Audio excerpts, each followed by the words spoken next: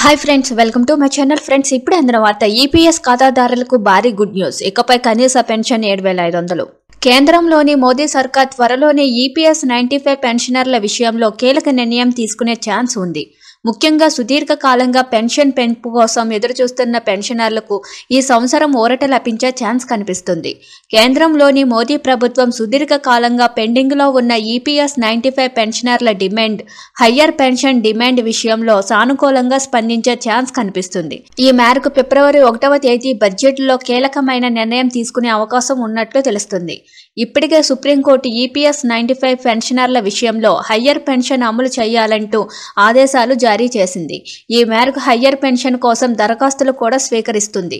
EPS 95 పెన్షనర్ల విషయంలో సుదీర్ఘ కాలంగా పెండింగ్లో ఉన్న డిమాండ్లను తాజాగా ఫిబ్రవరి 1వ తేదీన ప్రవేశపెట్టిన కేంద్ర ప్రభుత్వ బడ్జెట్లో కీలక నిర్ణయం పెన్షన్ల పెంపు ప్రకటించే అవకాశం ఉందని ఉద్యోగ సంఘాలు ఆశాభావం వ్యక్తం చేస్తున్నాయి. ఇదిలా ఉండగా దేశవ్యాప్తంగా దాదాపు 78 లక్షల మంది ఈపీఎస్ 95 పెన్షన్దారులు 30 నుంచి 40 ఏళ్లకు పైగా ఉద్యోగ సర్వీస్ చేసినప్పటికీ చాలా తక్కువ పెన్షన్ పొందుతున్నారు. దీనికి కేంద్ర ప్రభుత్వం పరిష్కారం చూపాలని కేంద్ర ప్రభుత్వ సంఘాల నేతలు డిమాండ్ చేస్తున్నారు.